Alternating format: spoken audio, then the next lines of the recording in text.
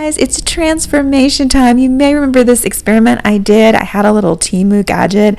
I had high hopes for it until I got it in the mail and realized it was absolutely tiny, but I still used it.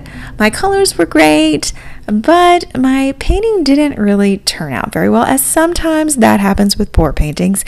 And so it looked like this, kind of a little bit of a mess. So I slapped on an acrylic skin in the middle and called it a day. So the plain painting looks like this without the skin, and today we're going to transform it into something completely new.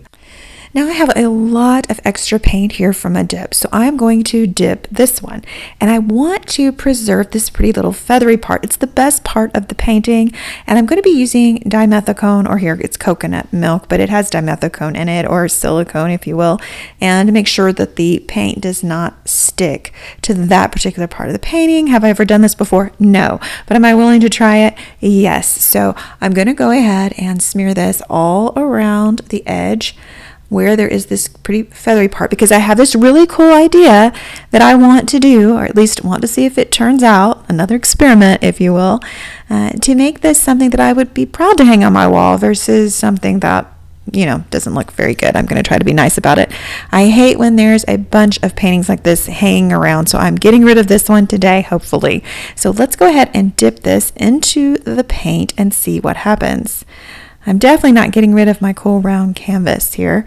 Let's just press it in and see what comes of it. Okay.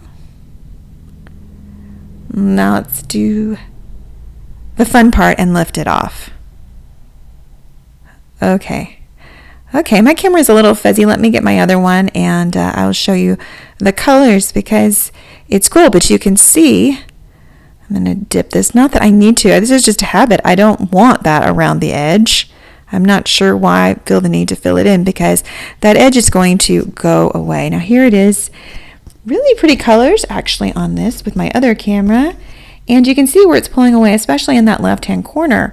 And I don't want the paint around the edge. So I think it's going to come right off with the silicone.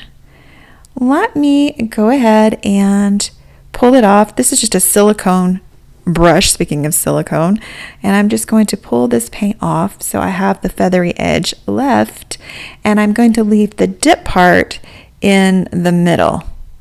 So I'm just speeding this up so that you don't have to watch me do this, but I'm just going to very carefully remove all of that. And the silicone really did make it very easy to remove. I should have put it all the way to the edge, because the white paint has gotten a little bit muddied from it. So I think I'm just going to wipe around the edge so that I don't have any paint left. There we go. While I put this to dry, let me tell you about the inspiration for what I'm going to do. I've took the fam to the garden center and we saw this amazing, beautiful peacock. He was just preening for my daughter and I just loved him. These are some up-close photos of him, and so I just wanted to transform this into a peacock. We used to have a peacock. You may know that from another one of our videos. We had a peahen. We had her for years. But what I'm going to do is do a transfer for this particular dip. So what I'm going to do is use my acrylic medium here. This is Liquitex Basics version of acrylic medium. You can use gel medium, pretty much anything that is clear and can go over the top and is waterproof. I'm going to be doing several layers. I usually do about 3 layers to do this. I do have a full video on how to make a transfer. This is basically an acrylic skin when you're done with it, and you really do need a good inkjet, a very good inkjet, or a nice color laser printer to do this, because that is what this is printed on, to get a really good color and get a vibrant color. So after you've done about 3 of these, you let it dry and you'll have something that looks like this. And here it stuck to my silicone. I did it on a silicone mat. So we're going to peel it off just like an acrylic skin, and you want to get the paper back off and leave the color on the front that is on the medium. So what I'm going to do is just peel this off and put it in water. Now this is not exactly what I do for this painting. I'm going to show you. This is just to give you an example of how to do this, and you can watch my full video on how to make acrylic skin transfers. But essentially what you're going to do is let this hang out for a few minutes, an hour, or you forget about it like I do. Come back and you are going to scratch that paper back right off as you see here. So this is the basic premise for what I am doing for the project that I have, and you'll be left with something that looks like that. Now, you could just cut this out and affix it to something with some more gel medium. Now, in this case, I had just a head. This is a different picture, and I had already put the gel medium on the head, and I'd use the gel medium to just basically glue it down. So what we're going to do is we are going to spray it with water and remove the backing. It is so satisfying to remove the backing. So we're just going to spray it, let it sit for a minute. So it's just another way you can do it. And then I'm going to remove the paper backing, and I should have the image of the peacock when I'm done. So you just take your finger, you can take a sponge, and you can just gently scrape it off. So that's what I'm going to do. I'm just going to start scraping it, and that's the fun part.